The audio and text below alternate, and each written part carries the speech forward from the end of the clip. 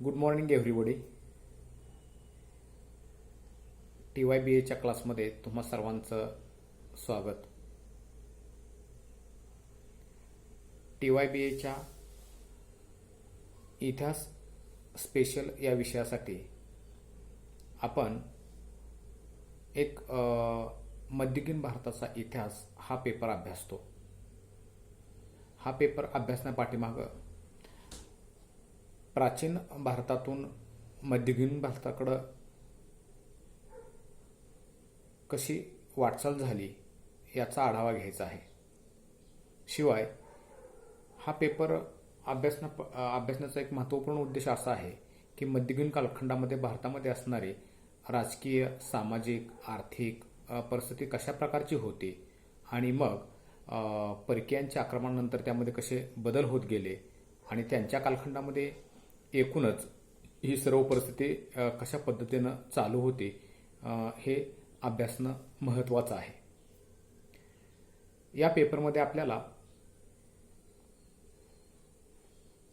सुलतान कालखंडातील सर्व घटनांचा आढावा घ्यायचा आहे. त्या पेपरमधलं पहिलं प्रकरण आपलं असं आहे, दिल्ली सल्तनतची स्थापना, विस्तार आणि शेवट.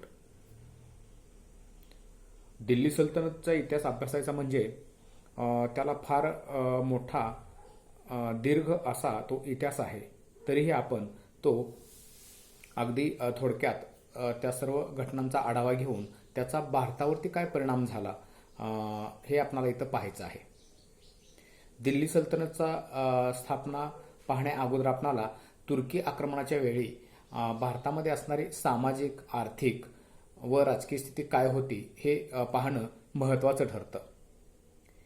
इतिहासाचा अभ्यास करण्यासाठी किंवा तो सोयीचा व्हावा म्हणून इतिहासाची विभागणी प्राचीन, मध्ययुगीन आणि आधुनिक असे 3 कालखंडामध्ये केलेली आपल्याला पाहायला भेटते.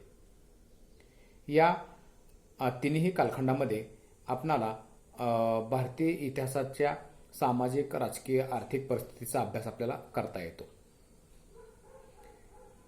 मध्ययुगीन कालखंडामध्ये सर्वप्रथम भारतामध्ये आक्रमण झालं होतं ते अरब लोकांचं. आणि ह्या अरब लोकांचं भारतामध्ये आक्रमण झालं त्यावेळेस त्या अगोदर भारतामध्ये इतिहास लेखनाला विशेष अशी काही दिशा नव्हती. पण अरबांच्या आक्रमणानंतर भारतामध्ये इतिहास लेखनाला सुरुवात झाली आपल्याला पाहायला भेटते. तो जरी प्रत्यक्ष इतिहास लेखनाच्या दृष्टीने विचार नसला तरी काही घटनांची नोंद करून ठेवण्याची सवयी ह्या सुलतान कालखंडामधील आलेल्या राज्यकर्त्यांमुळे आणि त्यांच्याबरोबर आलेल्या इतिहासकारांमुळेच आपल्या भारतामध्ये सुरू झालेले पाहायला भेटते. त्यामधील महत्त्वपूर्ण इतिहासकार जे होते ते जियाउद्दीन बर्नी यांनी अरबी भाषेमध्ये सुरुवातीला भारतीयांच्या इतिहासाविषयी नोंद केलेली आपल्याला पाहायला भेटते. भारतामध्ये अरब, तुर्की, फारसी अशा भाषांमध्ये इतिहास लेखन झालेलं आपण आजही वाचू शकतो किंवा आपल्याला वाचायला ती साधनं उपलब्ध आहेत. तर अशा ह्या भारतात स्थापन होणाऱ्या मुस्लिम राजवटीचा अभ्यास करण्याअगोदर आपल्याला इस्लाम धर्माची उत्पत्ती कशी झाली हे समजावून घेणं संयुक्तिक ठरेल. इस्लाम धर्माचे संस्थापक मानले गेलेले मुहम्मद पैगंबर यांनी इस्लाम धर्माची स्थापना केली. पण त्यांचं पूर्वचरित्र असं होतं, मुहम्मद पैगंबर यांचा जन्म इसवी सन 570 मध्ये अत्यंत मागासलेल्या दक्षिण अरबस्थानातील मक्का या शहरामध्ये झाला. घरची परिस्थिती अत्यंत गरिबीची होती. ते वयाच्या 6व्या वर्षीच अनाथ झाले आणि मग त्यांच्या वाट्याला आलेलं त्यांचं जगणं खूप असं अडचणीचं आणि अवघड असंच होतं. मुहम्मद पैगंबराच्या उदयाच्या वेळी अरबस्थानातील स्थिती खूपच भयानक होती. माणसं अगदी जनावरांसारखी वागू लागली होती, रक्तपिपासू बनली होती. अरबांच्या ज्या टोळ्या होत्या त्या टोळ्या एकमेकांवरती सातत्यानं आक्रमण करायच्या आणि मग हे आक्रमण चालू असल्यामुळं हिंसक स्वरूपात किंवा रानटी रक्तपिपासू वृत्तीचेच हे अरबी लोक आपल्याला त्यावेळेस पाहायला भेटतात. ह्या अरबी समाजामध्ये अनेक अंधश्रद्धा पसरलेल्या होत्या. अशा वेळी मुहम्मद पैगंबरांनी संपूर्ण विश्वावर आधिपत्य राखणाऱ्या सर्व शक्तिमान असलेल्या एकाच ईश्वराबद्दल सर्वप्रथम ज्ञान प्राप्त करून घेतलं आणि मग त्यांनी आपल्या इस्लाम धर्माच्या धर्मप्रसारास सुरुवात केली. इसवी सन 613 पासून त्यांनी मक्केमध्ये इस्लाम धर्माची स्थापना केल्यानंतर तिथं आपलं प्रभुत्व निर्माण करायला सुरुवात केली.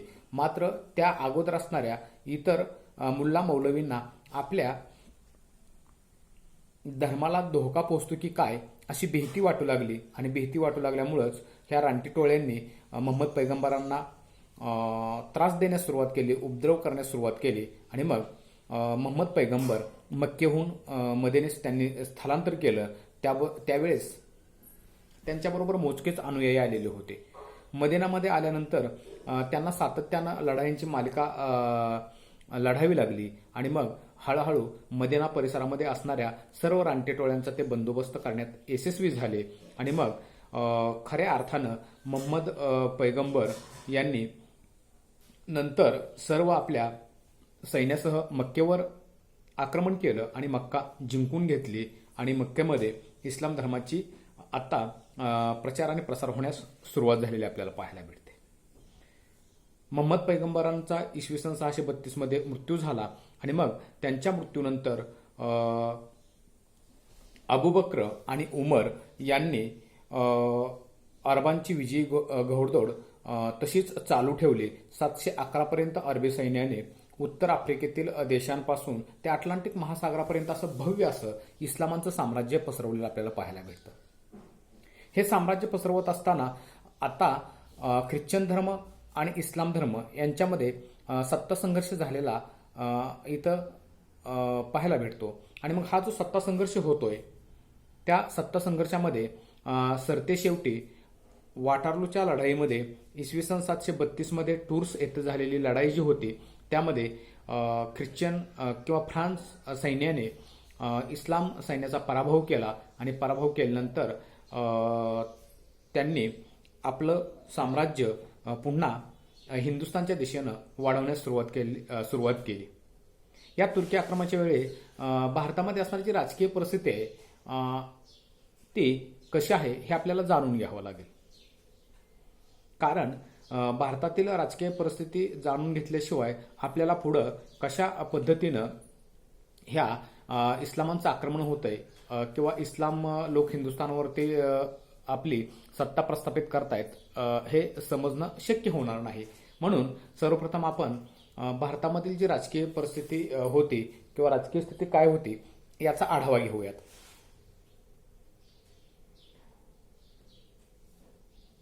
त्यामध्ये पहिला मुद्दा असा आहे की वर्धन घराण्याचा शेवट. प्राचीन भारतातील शेवटची बलशाली राजवट म्हणून वर्धन घराण्याच्या सत्तेकडे पाहिलं जातं. या घराण्यामधील पराक्रमी असणारा राजा हर्षवर्धन याची कारकीर्द इसवी सन 606 ते इसवी सन 646 पर्यंत त्यानं उत्तर आणि मध्य भारतामध्ये बलाढ्य असं राज्य स्थापन केलेलं होतं.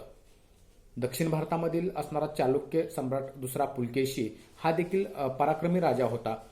त्याचेही दक्षिण भारतामध्ये सम्राट हर्षवर्धनाप्रमाणेच बलाढ्य असं राज्य होते आणि मग आजूबाजूला असणारी जी इतर राज्य होती छोटी मोठी ती राज्य त्याचे मांडलिक असलेले आपल्याला पाहायला भेटतात.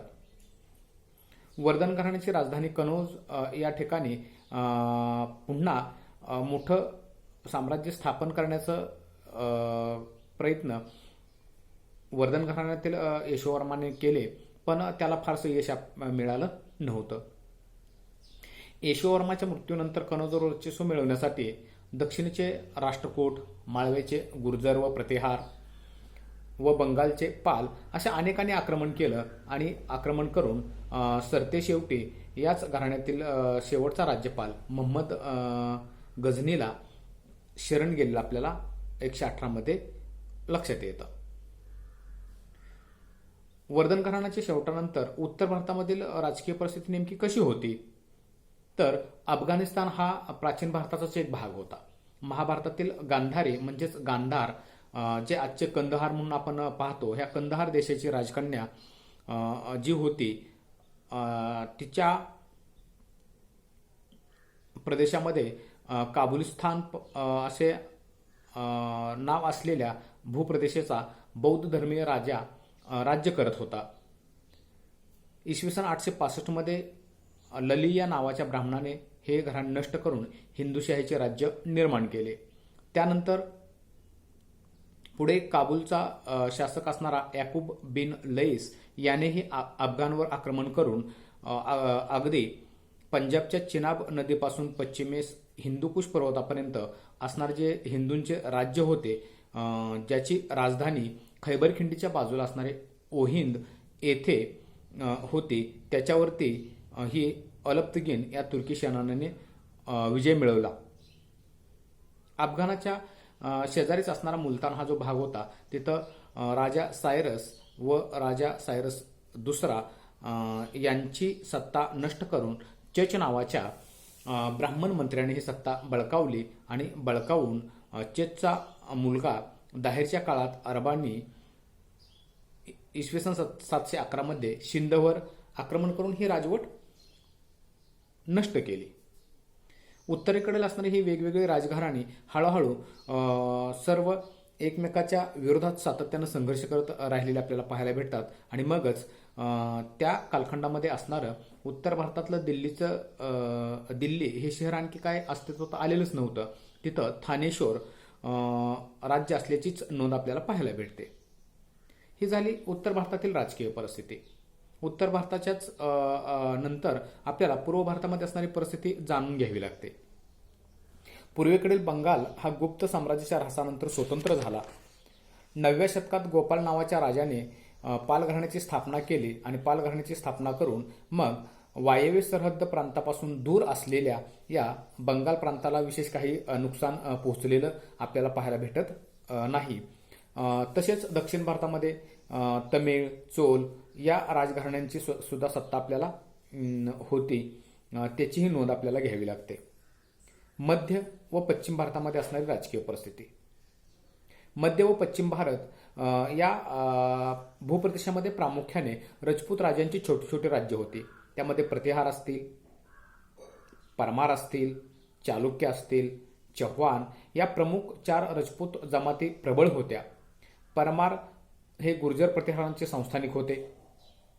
9व्या शतकात माळव्याला त्यांनी स्वतंत्र राज्य स्थापन केले आणि भोज हा पहिला पराक्रमी व विद्वान राजा ह्या परमार घराण्यात होऊन गेलेला आपल्याला दिसतो. त्यानंतर चालुक्यांचंही प्रबळ असं राज्य मध्य भारतामध्ये असलेलं आपल्याला पाहायला मिळतं. चव्हाण घराणं तर खूप शूर आणि पराक्रमी असणारं हे घराणं होतं. चव्हाण घराण्याने सुद्धा अजयराज चेहामान या राजाने दिल्ली काबीज केलेली होती. गुर्जर प्रतिहारांच्या पडत्या काळात गौड राजा नानक याने बुंदेलखंड या ठिकाणी आपलं स्वतंत्र राज्य स्थापन केलं होतं. हे झालं सर्व राजकीय परिस्थितीचा बाबतीत आपण मध्ययुगीन भारतातील परिस्थिती पाहिली. पण या सर्व राजकीय परिस्थितीचा आढावा घेत असताना शूर आणि पराक्रमी असणारे हे सर्व भूभागातील भूप्रदेशातील राजे असताना सुद्धा भारताला राजकीय अवनती का लागली हे प्रामुख्यानं भारतीय राज्यकर्त्यांमध्ये स्वदेशाभिमान, पराक्रम, वीरता, साहस हे सर्व गुण होते. पण हे सर्व जरी गुण असले तर परस्पराबद्दल असणारे असूया, स्वार्थी प्रवृत्ती या दुर्गुणांमुळे राजकीय संघटन कधीच झालेलं आपल्याला पाहायला भेटत नाही. आणि नेमकंच हे येणाऱ्या मुस्लिम आक्रमकांच्या किंवा सुलतानांच्या पत्त्यावरती पडलेली बाब आहे. तराईंच्या लढाईमध्ये पृथ्वीराज चव्हाणचा पराभव होत असताना कनौज या ठिकाणी असणारे जयचंद या राजानं अगदी आनंदोत्सव साजरा केला. म्हणजे यावरून आपल्या लक्षात येतं की किती एकमेकाच्या बद्दल असणारी असूयाची भावना इथून पाहायला भेटते. दुसरी बाब अशी की हिंदूंच्या आणि मुस्लिमांच्या मधला फरक कोणता, तर हिंदू लोक परस्परांबद्दल जे हेवेदावे आहेत ते सातत्यानं वाढवत राहायचे आणि मग राजसत्ता व समाज यांच्यात दरी निर्माण झाली. राजकीय नेतृत्वाने कधीच सर्वसामान्य लोकांचा विचार केला नाही. त्यांनी आपलं राज्य स्थिर ठेवण्यासाठी, गादी मजबूत करण्यासाठी सातत्याने प्रयत्न करायचा, पण सर्वसामान्य लोकांकडे त्यांचं कधी लक्षच दिलं नाही. त्यामुळं समाजाचा आत्मसन्मान आणि स्वाभिमान वाढताना आपल्याला पाहायला भेटत नाही. आणि मग याचाच नेमका परिणाम काय झाला. राजपूत हे राजे जे होते ते पराक्रमी होते, प्रामाणिक होते, सत्यवचनी होते, पण शत्रुपक्षाच्या हातामध्ये जर शस्त्र नसेल तर ते त्याच्यावरती आक्रमण करत नसायचे. शत्रुपक्ष जर शरण आला तर त्याला जीवदान दिलं जायचं. आणि ह्या सर्व गोष्टी नेमक्या मुस्लिम आक्रमकांच्या दृष्टीनं फायद्याच्या ठरल्या. आणि मग प्रशासकीय व राजकीय सेवेबद्दल भारतीय राज्यव्यवस्था जमीन देऊन त्या लोकांना जहागीर देण्याची पद्धत सुरू केली. आणि मग ह्या जहागीरदारांमुळेच केंद्रस्थानी असणारे जे राजे होते त्यांची सत्ता हळूहळू दुर्बळ बनत गेली. आणि मग सरंजामदार हा जरी पराक्रमी असला तरी सुद्धा तो महसूल जमा करण्यात आणि स्वतःच्या चैनविलासामध्ये जीवन जगण्यामध्येच आनंद मानू लागला. आणि याचाच फायदा ह्या मुस्लिम आक्रमकांना झालेला दिसतो. त्यानंतर सिंध मुलतानवर अरबांचा विजय. 8व्या शतकाच्या प्रारंभी दमास्काचा खलिफा वाहिद पहिला राजाच्या आदेशावरून इराकचा सुभेदार अल हज्जाज याने सिंधवर 2दा आक्रमण केले. त्यावेळेस अरब सेनापतींना सिंधच्या दाहिर राजाने ठार केले. आणि मग चिडलेल्या खलिफा वाहिद याने मोहम्मद बिन कासिम या आपल्या जावयास प्रचंड सैन्यासह भारतावरती चाल करून पाठवलं. आणि मग 2 दिवस झालेल्या दाहिर व मोहम्मद बिन कासिम यांच्या घनघोर युद्धात दाहिर राजा मारला गेला. आणि मग संपूर्ण सिंध प्रांत मोहम्मद बिन कासिमनं आपल्या ताब्यात घेतला. आणि मग ज्यावेळेस वाहिद पहिल्याने त्याला परत बोलवलं त्यावेळेस तो मायदेशी निघून गेला. ही अरब आक्रमणाची पहिली अशी घटना होती की ज्यामुळं भारतीय लोकांना आपल्या अस्तित्वाला धोका पोचेल अशीच घडलेली घटना. अरबांनी नंतर हळूहळू भारताच्या इतर प्रदेशामध्ये घुसण्याचा प्रयत्न केला. पण तो घुसण्याचा प्रयत्न करत असताना अरब आणि हिंदू संस्कृतीचा एकमेकावरती असा परिणाम घडून आला. तो असा होता की अरबांना भारतीय भाषा, साहित्य, तत्वज्ञान, ज्योतिष्य, गणित अशा सर्व गोष्टी अरबांनी शिकून घेतल्या आणि त्याचा प्रसार पुन्हा युरोपामध्ये जाऊन केलेला आपल्याला पाहायला भेटतो. आणि मग ह्या सर्व गोष्टींच्या बाबतीत भारतीय थोडेसे अनभिज्ञच राहिलेले होते. त्यानंतर ह्या भारतीय लोकांची असणारी जी राज्यव्यवस्था कशा प्रकारची होती. उत्तर भारतात गुर्जर प्रतिहार घराणे, दक्षिण भारतात राष्ट्रकूट घराणे एक विस्तीर्ण साम्राज्य स्थापन करण्यात काही काळापर्यंत यशस्वी झाले. पण यशस्वी जरी झाले असले तरी हळूहळू जेवढ्या वेगानं त्यांची साम्राज्य विस्तारली किंवा पसरली तेवढेच वेगानं परत अधोगती झालेली आपल्याला पाहायला भेटते. आता ह्या सर्व गोष्टींचं अमूळ कशात आहे तर बहुसंख्य राज्य प्रांतीय स्वरूपाचे असून अतिशय वेगाने ती वाढली. पण एकजिनसी बलाढ्य सत्ता निर्माण होणं या काळामध्ये शक्य नव्हतं. आणि दरम्यानच मग परकीय आक्रमक मग मोहम्मद गझनी, मोहम्मद घोरी यांच्या आक्रमणाला भारतीय राजे बळी पडलेले पाहायला भेटतात. या कालखंडात असणारी राज्यांची प्रशासन व्यवस्था कशी होती तर राजा हा राज्याचा प्रमुख म्हणून काम पाहत होता. तो सर्व शक्तिमान, सर्वोच्च न्यायदानाची व्यवस्थाही त्याच्याकडेच होते. त्याच्यानंतर सेनानायक हा सर्वोच्च अधिकारी मानला जायचा.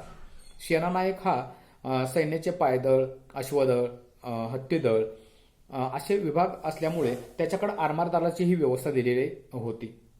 किल्ल्यांना महत्त्वाचे स्थान होते.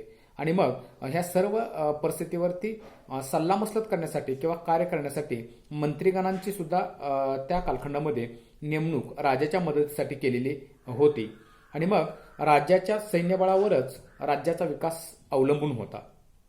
राजपद हे वंश परंपरेने प्राप्त होत असे. गादीवर ज्येष्ठ पुत्राचा उत्तराधिकार मान्य झालेला होता. राज्यकारभारात मदत होण्यासाठी राजा आपल्या मंत्र्यांची नेमणूक करीत असे. त्यांची नियुक्ती किंवा पदोन्नती देण्याचा अधिकारही राजालाच होता. आणि मग साम्राज्य हे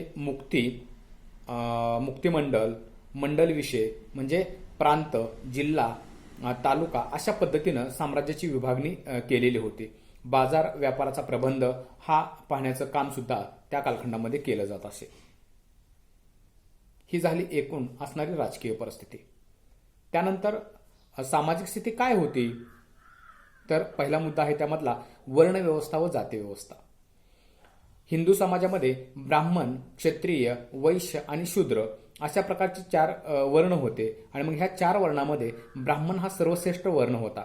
पण आता हळूहळू ब्राह्मण वर्णामध्ये सुद्धा श्रेष्ठ आणि कनिष्ठत्व ठरू लागलं होतं.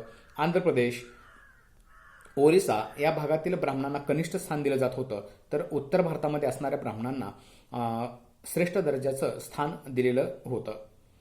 त्यानंतर जे प्रजाचं रक्षण करणारा जो वर्ग होता तो क्षत्रिय वर्ग. ह्या क्षत्रिय वर्गामध्ये बहुतांश जे राजपूत राज्य होते, हे राजपूत राज्यांचा उदय आपल्याला त्या कालखंडामध्ये झालेला पाहायला भेटतो. प्रतिहार असतील, परमार असतील, चंदेल असतील, गढवाल अशा अनेक राजांनी आपलं हिंदू धर्मावरील असणारी जाज्वल्य निष्ठा आणि आपल्या हिंदू व भारतीय संस्कृतीचं रक्षण करण्यासाठी प्रयत्न केलेला होता. त्यानंतर वैश्यवर्णातील लोक व्यापार आणि शेती करण्याचं काम करत होते आणि सर्वात सरतेशेवटी राहणारा जो शूद्र वर्ग होता त्यांच्या वाट्याला कोणत्याही प्रकारची जमीन आलेली नव्हती. परिणामी त्यांना दारिद्र्य आणि गरिबीचंच जीवन जगावं लागत होतं. त्यांच्या वाट्याला हे कष्टप्रद जीवन जगणंच आलेलं होतं. जातीबंधनांमुळे सामाजिक एकता भंग पावलेली होती. त्यानंतर या कालखंडात असणाऱ्या स्त्रियांची स्थिती कशी होती? स्त्रियांना मात्र अनेक बंधनांमध्येच आपलं जीवन जगावं लागत होतं. बालविवाहांमुळे स्त्रियांना योग्य शिक्षण मिळणं अवघड होतं. सतीची चाल, जोहारची प्रथा, कन्यावध, बहुपत्नीत्व, देवदासी पद्धती अशामुळे स्त्रियांना संकुचित पद्धतीचं जीवन जगावं लागत होतं. असे असले तरी काही स्त्रियांना राजघराण्यातील अधिकार प्राप्त झाले होते. त्यामध्ये कल्याणीच्या चालुक्य घराण्यातील विक्रमादित्याची राणी लक्ष्मीदेवीने कल्याणीहून काही काळ राज्यकारभार पाहिला होता, तर अक्कादेवी या शूर स्त्रीने सैन्याचे नेतृत्व करून शत्रूला वेढा घातलेला अशा काही घटनाही आपल्याला तिथं नोंद होती. परक्यांबद्दलचा दृष्टिकोन. भारतीय लोक हे परक्यांना विशेष महत्त्व देताना आपल्याला पाहायला भेटत नाहीत. त्यांनी आपणच कसे श्रेष्ठ आहोत, पृथ्वीवरती आपल्यापेक्षा दुसरं कोणाचंही राज्य मोठं नाही, आपल्यासारखा धर्म कोणाचाही नाही, अशा भावनेमध्येच भारतीय लोक वावरताना पाहायला भेटतात. आणि मग सीमावर्ती प्रदेशामध्ये, सरहद्दीच्या भागामध्ये ज्या गोष्टी करायला हव्या होत्या किंवा संरक्षणाच्या दृष्टीने जे प्रयत्न करावायचे होते ते मात्र भारतीयांना शक्यच झालेले नाहीत. आणि मग भारतीयांना नवीन रणनीती, युद्धप्रणाली याचाही त्यांनी कधी विचार केला नाही. परिणामी मग परकीय आक्रमकांना भारत बळी पडलेला होता. धार्मिक स्थिती काय होती? धर्म व संप्रदायांनी भारतामध्ये अगदी आपला प्रभाव जास्त प्रमाणावरती पाडलेला होता. या काळामध्ये हिंदू धर्म हा मुख्य धर्म जरी असला तरी बौद्ध व जैन धर्मांचाही प्रभाव